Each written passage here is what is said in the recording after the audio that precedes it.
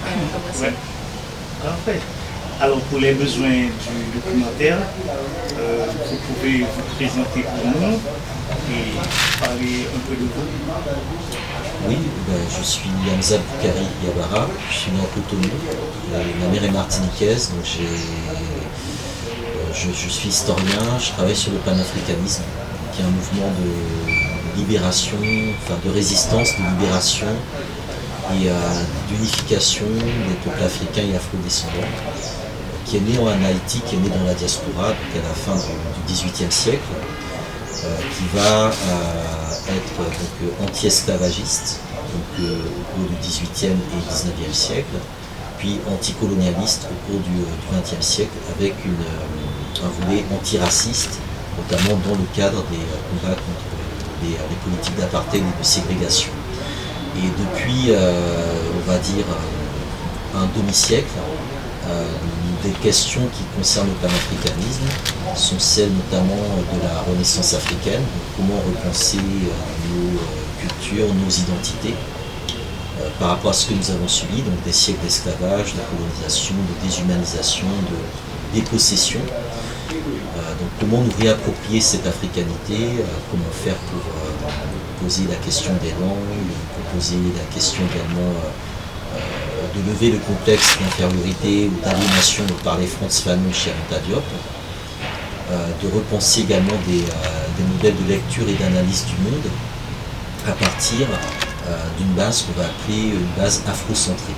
Donc vraiment prendre l'Afrique pour son propre centre, le lieu de production d'une lecture du monde qui tient compte de ce que l'Afrique a produit depuis le début. En même temps, dans ce rapport à la Renaissance, il y a une notion déjà de reconnaissance, c'est-à-dire que pour renaître, il faut reconnaître la situation dans laquelle on est. Il faut reconnaître le fait qu'on a subi des traumatismes pluriséculaires. On a une partie de nous qui a été vidée de sa substance et une autre qui a été, expulsée du continent africain, déportée hors d'Afrique, et donc la diaspora. Et donc il y a des traumatismes différents entre ceux qui ont été sortis du continent africain et ceux qui y sont restés. Moi, ma position, c'est que ceux de la diaspora, ou les ancêtres déportés, n'ont pas nécessairement plus souffert que ceux qui sont restés sur le continent. C'est deux formes pour moi de violence qui ne peuvent pas être comparées. Et ça aussi c'est quelque chose qui est très important parce que dans ce rapport entre la diaspora et le continent, il y a ce discours qui est de dire que oui, ce sont les Africains qui nous ont vendus, etc. Tout ça. Or, la violence de la déportation, elle n'est pas moindre quelque part que la violence de la privation des personnes qui ont été déportées pour ceux qui sont restés. Et ça, je pense que Nino Ramiano doit en parler aussi dans sa œuvre. C'est quelque chose qui est très important. On fixe beaucoup ceux qui ont été déportés, mais on n'interroge jamais la douleur de ceux qui ont perdu et qui sont restés. Ensuite, la colonisation, ça a été aussi une forme d'esclavage, mais à domicile. Et ça a vraiment vidé le continent africain de ses cerveaux, de ses bras, de ses idées. Donc la question vraiment de reconnaître cet état de fait. Et c'est généralement quand on est dans la diaspora et qu'on reconnaît cette situation, donc la reconnaissance, on se dit qu'on a besoin de se reconnecter avec quelque chose. Et que là on commence à se poser des questions de où est-ce qu'on vient, comment se fait-il qu'on soit, noir dans les Amériques, comment est-on arrivé là, pourquoi a-t-on des noms qui n'ont rien d'africain, etc.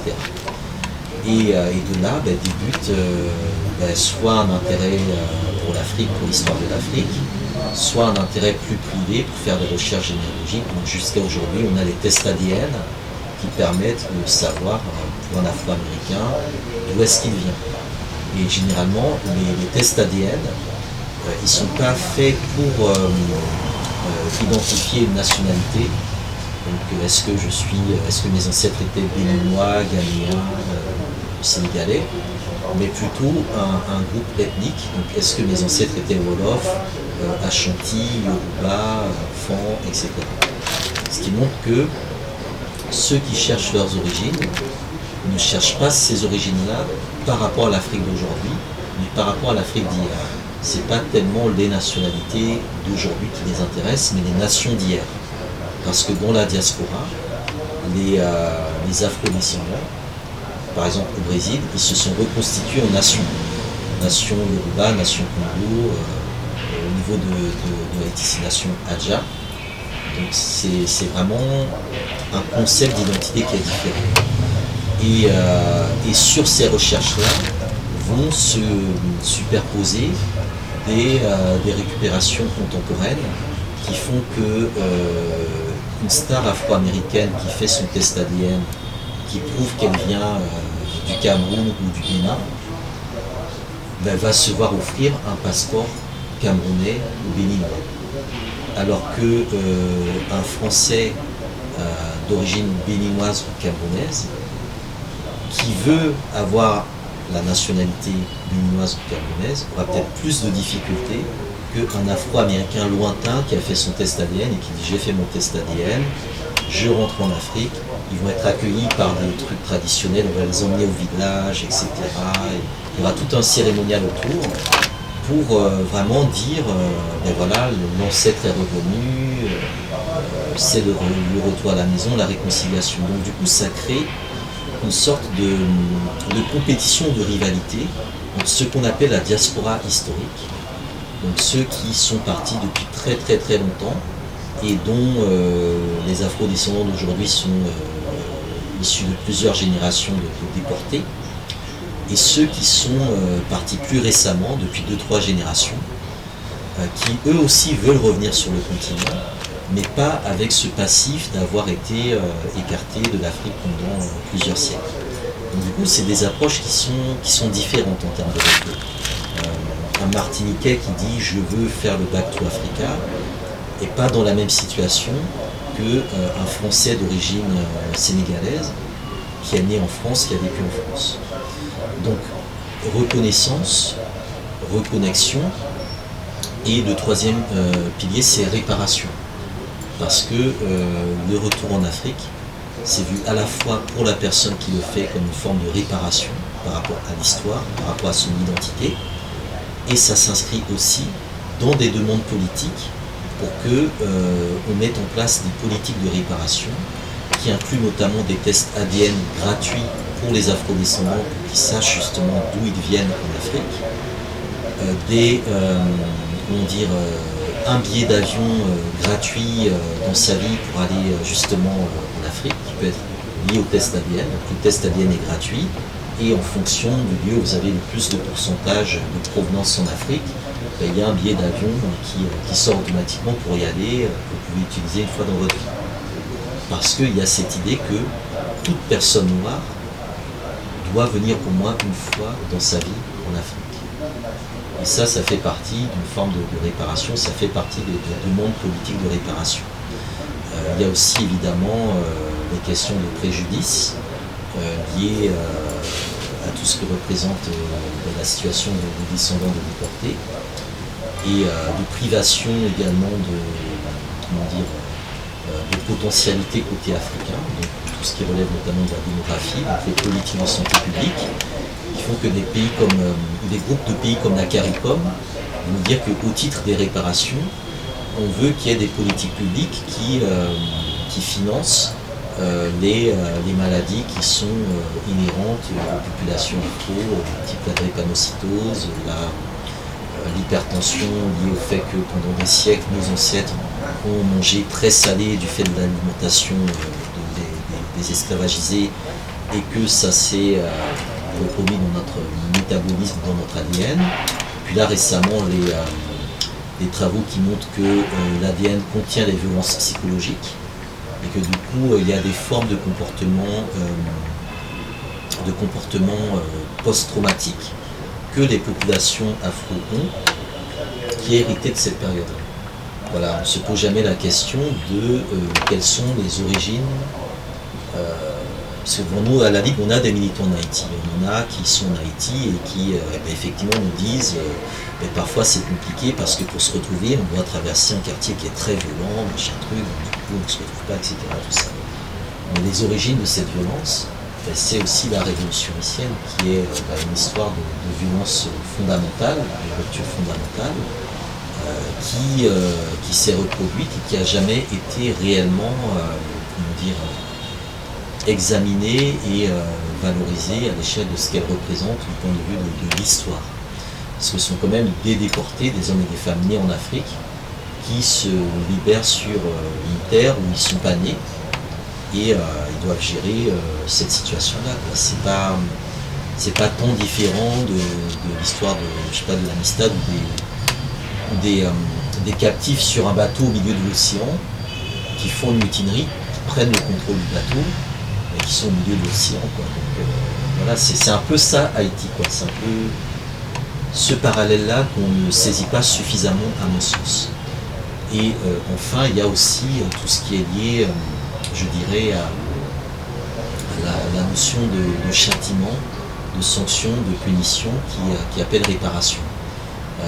Donc là, par exemple, il y a un volet dans ce qui concerne les réparations qui est très intéressant et très particulier, où pour, par exemple, faire des projections en termes de réparation de ce qu'ont vécu nos ancêtres.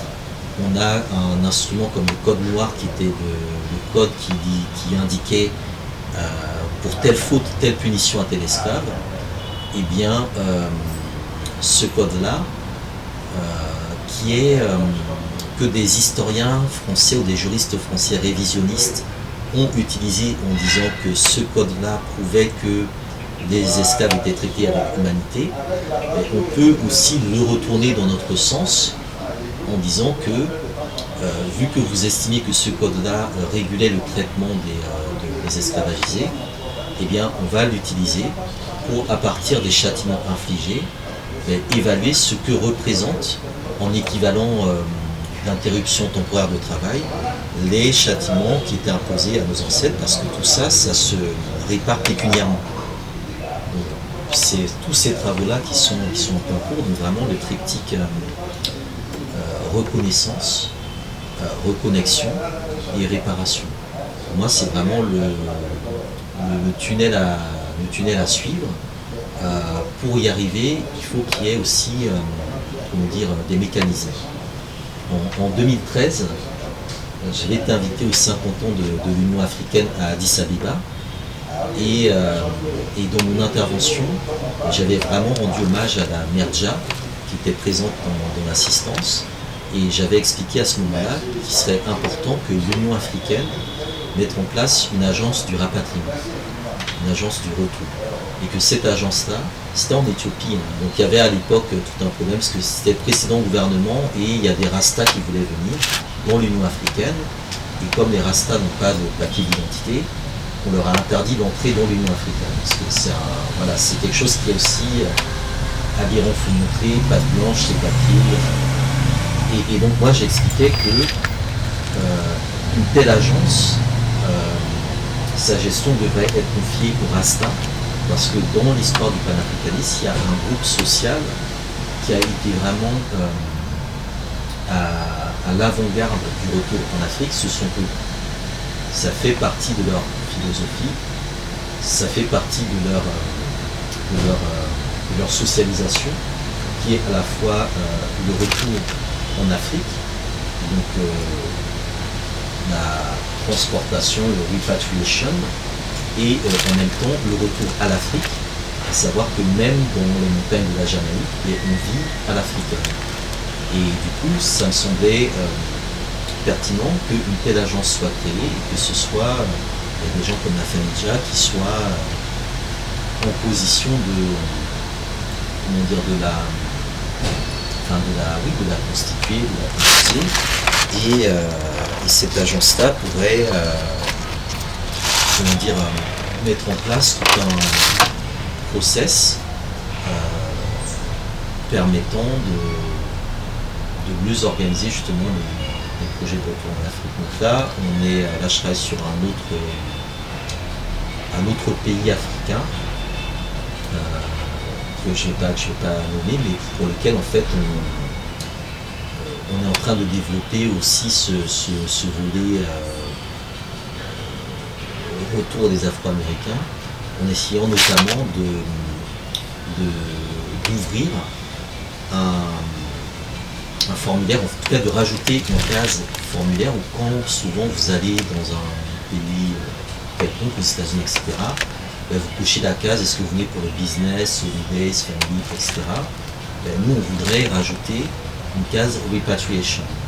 Comme ça, quand ces gens-là arrivent à la douane, on sait qu'ils entrent dans un truc particulier, ils sont là pour le rapatrier. Et donc on ne peut pas se permettre de les traiter, voilà quoi, comme des... faut qu'on leur accorde un certain égard. Parce que l'un des trucs, je parle de mon livre Africa Unite, une histoire du panafricanisme, c'est les Afro-Américains qui rêvent de l'Afrique, qui prennent l'avion, qui arrivent en Afrique, qui pensent que tout le monde les attend en Afrique.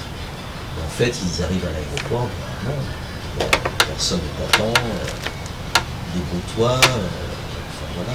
C'est pour, comment dire, traiter cette question que celle-ci pourrait être mise en place, mais ça nécessite qu'on prenne vraiment conscience de tout ce volet-là. Dans le cas du Bénin, qui veut se développer sur le tourisme, qui veut justement drainer une certaine diaspora,